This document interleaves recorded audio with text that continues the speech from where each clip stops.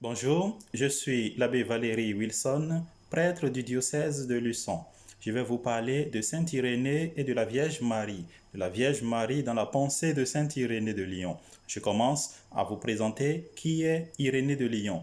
Irénée est le deuxième évêque de Lyon. Il est devenu évêque de Lyon après Monseigneur Potin qui est mort dans une persécution avec d'autres, comme Sainte Blandine par exemple. Irénée s'inscrit directement dans la droite ligne de la succession apostolique parce qu'il est né à Smyrne. On aurait pu l'appeler Irénée de Smyrne. Et Irénée de Lyon, jeune, grandissant à Smyrne, allait écouter le vieil évêque de Smyrne qui s'appelle Polycarpe. Polycarpe de Smyrne, qui lui-même a été disciple de Saint Jean. Irénée nous raconte un peu comment Polycarpe lui parlait, comment il s'asseyait, comment il marchait, et quand il écrivait contre les hérésies, il a encore souvenance de ses relations, de son rapport, des propos de Polycarpe de Smyrne. Alors, Irénée, il est né en 125 à peu près, et il est mort en 202. Et cette année, nous sommes en 2020. Et donc, ça fait 1800 ans qu'Irénée est mort. C'est l'année Saint-Irénée, notamment dans le diocèse de Lyon.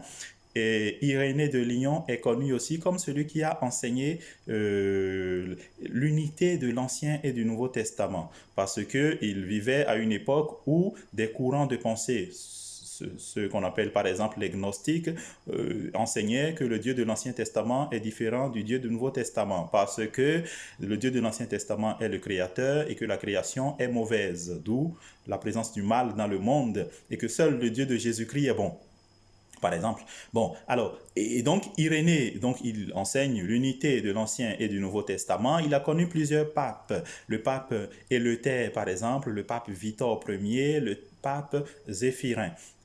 Irénée, on ne sait pas comment il est mort. Alors on dit habituellement qu'il est mort dans les brouillards lyonnais. En fait, il est mort témoin de sa foi. Voilà.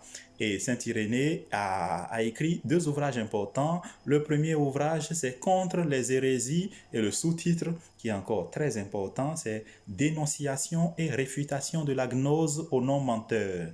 Le deuxième ouvrage qu'il a écrit est intitulé la démonstration de la prédication apostolique. Je vais revenir sur ça. Alors, concernant le premier ouvrage contre les hérésies, alors on appelle hérésie une doctrine, une phrase qui n'est pas totalement fausse et qui n'est pas totalement vraie non plus. Par exemple, Jésus est Dieu, il n'est pas homme. Vous voyez, c'est une hérésie. Bon, alors, donc les gnostiques ont leur façon de penser les choses, et puis Irénée va essayer de les démonter un à un. Alors, les gnostiques pensent, alors le mot gnose signifie, gnosis signifie connaissance, et donc les gnostiques pensent qu'ils proposent un enseignement et un rite initiatique permettant à l'homme de prendre conscience qu'en lui existe une étincelle divine qui vient du plérum. Le plérum, c'est un peu comme le royaume des cieux, des courants gnostiques, et que cette étincelle vit en nous et est enfouie dans notre corps qui est mauvais. Vous voyez, le Dieu qui a créé étant mauvais, le corps aussi est mauvais. Et donc, à travers la connaissance, on peut essayer de faire rayonner cette étincelle divine en nous. Alors, mais le problème dans cette affaire, c'est que l'anthropologie gnostique est constituée en trois strades ou en trois catégories. Donc, la première catégorie, c'est ce qu'on appelle les pneumatiques. Alors, les pneumatiques, eux, ils sont conscients qu'ils ont l'étincelle divine en nous. À leur mort, leur corps va être détruit, mais leur âme spirituelle retournera dans le plérum. Alors, eux, qu'ils aient péché, qu'ils aient bien fait ou mal fait sur terre, eux, ils sont des élus, ils sont sauvés, point barre. Alors, la deuxième catégorie d'hommes dans l'anthropologie des gnostiques, c'est ce qu'on appelle les psychiques. Alors, les psychiques, vous voyez, il y a psyché, il y a esprit dedans. Et les psychiques, eux, ils peuvent être sauvés moyennant un travail solide de connaissance, comme ils peuvent ne pas. Voyez. Donc le salut n'est pas universel chez les gnostiques. Alors, et la troisième catégorie d'hommes chez les gnostiques, c'est ce qu'on appelle les iliques. Il est en grec qui signifie matière. Et du coup, comme chez les Illiques, leur âme est complètement tournée et uniquement tournée vers la matière, eux, qu'ils fassent des efforts ou pas, ils ne seront pas sauvés. Alors, Irénée va dire pas question, on ne peut pas dire des choses comme ça, vous racontez des bêtises. Et donc, dans Contre les hérésies, il va essayer de démonter tout cela point par point. Alors, il a écrit Contre les hérésies. Alors, je vous présente rapidement l'ouvrage. Dans le premier chapitre, disons comme ça, il a présenté les courants de pensée gnostique. Alors, c'est un courant extrêmement compliqué. Et voilà, donc le gnosticisme, c'est plusieurs pensées, plusieurs mélanges ensemble. Par exemple, il y a la pensée de Marcion, il y a Ptolémée et il y a Valentin, ce qu'on appelle le valentinisme. Et Irénée va dire que le valentinisme est la forme de gnosticisme la plus dangereuse. Alors, après ça, dans le chapitre 2, il a dénoncé les gnostiques. Dans le chapitre 3, il va partir du contenu de la foi chrétienne tel que transmis par les apôtres. Voyez, il fait le lien toujours avec les apôtres. Et dans le chapitre 4, il va beaucoup insister sur la place du Christ dans l'œuvre du salut. Et donc, dans cette quatrième partie, on a la fameuse phrase « La gloire de Dieu, c'est l'homme vivant et la vie de l'homme, c'est la vision de Dieu. » Et c'est ce qu'on appelle la divinisation. C'est-à-dire que nous vivons sur terre et l'objectif ultime de notre vie sur terre, c'est de retourner voir Dieu. C'est le royaume des cieux, la vie éternelle.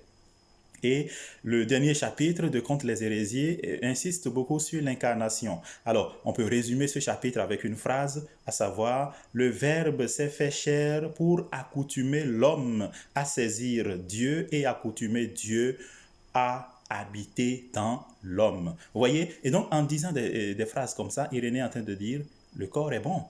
Dieu peut venir en nous. Dieu peut aussi nous accueillir dans son royaume. Et donc que le Christ, il est Dieu et homme.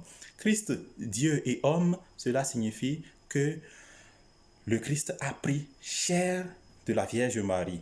Et donc, Irénée va insister sur cela et les conséquences se font donner beaucoup plus tard, l'Immaculée Conception. Alors, il y a une phrase chez les gnostiques et surtout chez les valentiniens, Jésus n'aurait rien reçu de Marie. Alors, donc je vais vous expliquer. Je prends une phrase d'Irénée pour qu'on puisse bien comprendre. Il y en a qui disent que, donc les gnostiques, les valentiniens surtout, il y en a qui disent que le démiurge a émis également un Christ en qualité de fils, un Christ psychique comme lui. C'est lui qui est passé à travers Marie comme de l'eau à travers un tube. Alors, voyez cette phrase qui résume la pensée des gnostiques valentiniens, signifie qu'en réalité, Jésus n'est pas créé par Dieu, mais par le démiurge. Le démiurge, voyez, et donc, et que Jésus serait démiurge comme le démiurge. On le présente aussi comme un Christ psychique. Et que ce Christ psychique serait passé par Marie comme de l'eau à travers un tuyau. Vous voyez, l'eau reste eau et ne prend rien du tuyau. Et donc, que Marie serait un peu comme une enveloppe, voyez, et Irénée va s'insurger contre eux. Et donc maintenant, Irénée va proposer toute une argumentation pour nous expliquer qui est Marie selon lui et selon le dessein de Dieu. Et donc, Irénée va nous dire que le Fils de Dieu est le Fils de l'homme pour avoir reçu de Marie une naissance humaine. Je le cite. Le Fils de Dieu, notre Seigneur, tout en étant le Verbe du Père, était aussi Fils de l'homme, car de Marie, issue de créatures humaines, il avait reçu une naissance humaine. Marie devient enceinte tout en demeurant vierge et met au monde un fils à ce que le fruit de cet enfantement soit Dieu avec nous. Autrement dit, Marie a pris chair de la Vierge Marie, et donc la chair n'est pas mauvaise. Et si Marie a pris chair de la Vierge Marie, et si le Fils de Dieu est Dieu, il veut que nous soyons sauvés, nous aussi, du péché et de la mort éternelle. Et donc, voyez la place importante de Marie dans l'œuvre de salut. Je vais y revenir tout à l'heure encore. Et du coup, Irénée va dire, si le péché est entré dans le monde, c'est parce que Ève a désobéi. Et donc, en Marie, nous avons la réponse à la désobéissance d'Ève, qui est l'obéissance de Marie qui a dit oui à l'ange. Je cite encore Irénée, car de même que par la désobéissance d'un seul homme qui fut le premier modelé à partir d'une terre vierge, beaucoup ont été constitués pécheurs et ont perdu la vie. Ainsi fallait-il que, par l'obéissance d'un seul homme qui est le premier-né de la Vierge, beaucoup soient justifiés et reçoivent le salut. Voyez, donc Adam a désobéi, il faut que le Christ obéisse. Voyez, souvenez-vous de Philippiens 2, 6 jusqu'à 11. Voyez, donc le Christ, lui, il a répondu à Dieu en obéissant, alors que Adam, lui, l'a désobéi. Marie a fait pareil. Elle a dit oui, qu'il me soit fait selon ta volonté. À un moment où Ève, elle, avait désobéi. Alors, donc, voyez comment Irénée essaye de remettre les choses à l'endroit, dirais-je. Je le cite encore. Parallèlement au Seigneur, on trouve aussi la Vierge Marie obéissante lorsqu'elle dit « Voici ta servante Seigneur, qu'il me soit fait selon ta parole. » Ève, au contraire, avait été désobéissante. Cependant, Vierge devient en obéissant cause, la Vierge devient en obéissant cause de salut pour elle-même et pour tout le genre humain.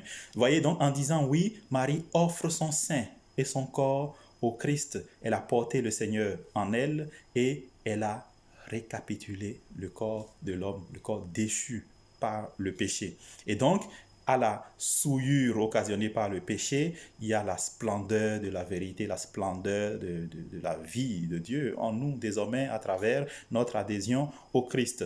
Et c'est pas fini. Irénée va encore un peu plus loin, parlant de la place de la Vierge Marie, en disant que, en réalité, un ange a séduit Ève, qui a cédé en désobéissant, et en Marie, c'est encore c'est un ange qui est venu parler à Marie, et cette fois-ci, Marie a répondu oui. Voyez, comme Ève fut séduite par le discours d'un ange, de sorte qu'elle se cacha de Dieu, transgressant sa parole, et de même, Marie reçut la bonne nouvelle par le moyen de l'annonce de l'ange, de sorte qu'elle porta Dieu en elle, étant obéissante à sa parole. Alors, le mobile dans cette affaire, c'est que Ève n'a pas écouté Dieu. Marie a écouté Dieu. Elle met au monde le Fils de Dieu, parole, verbe incarné. Et donc, nous aussi, en écoutant la parole de Dieu, nous accueillons Dieu en nous. Et cela est très important, vous voyez, pour comprendre le rôle important de Marie dans l'œuvre de salut de ce qu'on appelle chez Irénée l'économie de salut.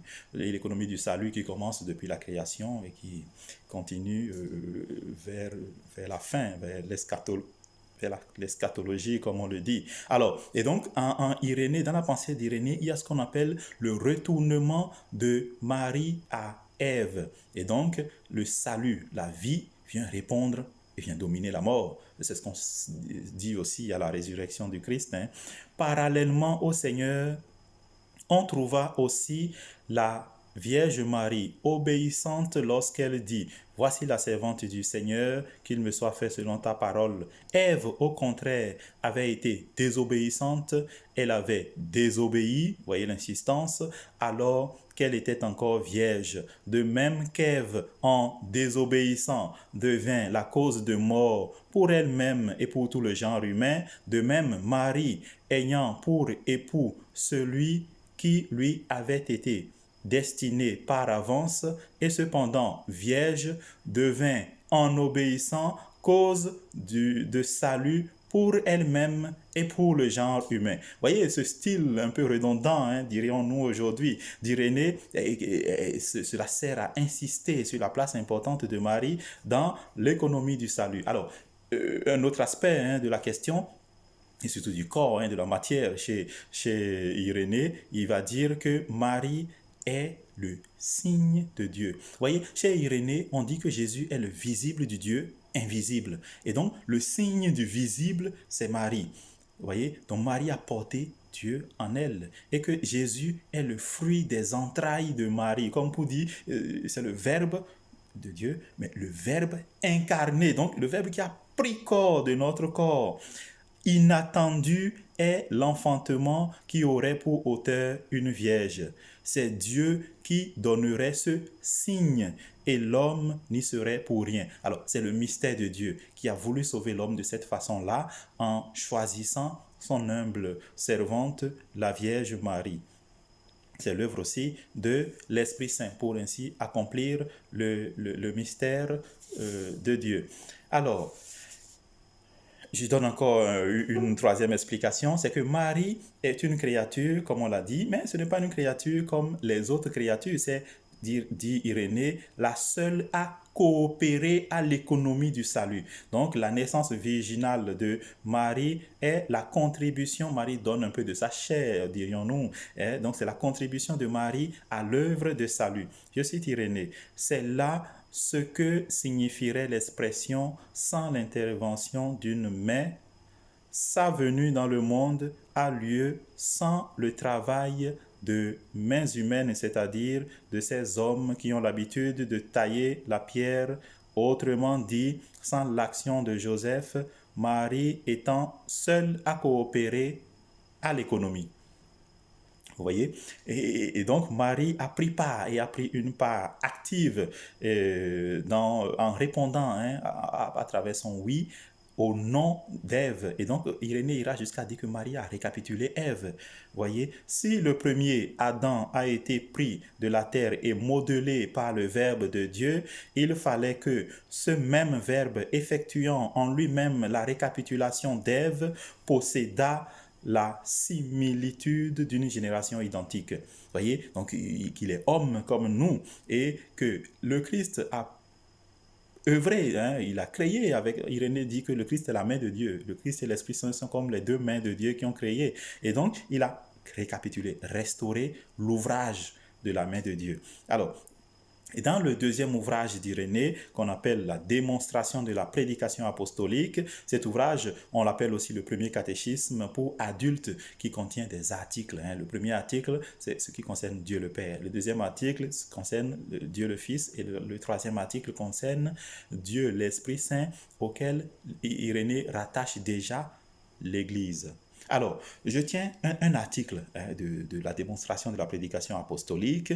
Le père Irénée écrit ceci. Car il fallait qu'Adam fût récapitulé dans le Christ afin que ce qui était mortel fût englouti par l'immortalité et il fallait qu'Ève le fût aussi en Marie afin qu'une vierge, en se faisant l'avocate d'une vierge, détruisit la désobéissance d'une vierge par l'obéissance d'une vierge. Vous voyez encore le style redondant, comme pour montrer la place importante, le poids de Marie dans l'œuvre de la création et du salut. Parce que Irénée parle de l'histoire du salut, l'histoire n'est pas discontinue, vous voyez, c'est une histoire continue, le Christ qui nous conduit vers son achèvement, vers l'achèvement de la création qui aura sa plénitude dans notre participation effective à l'œuvre de Dieu dans son royaume.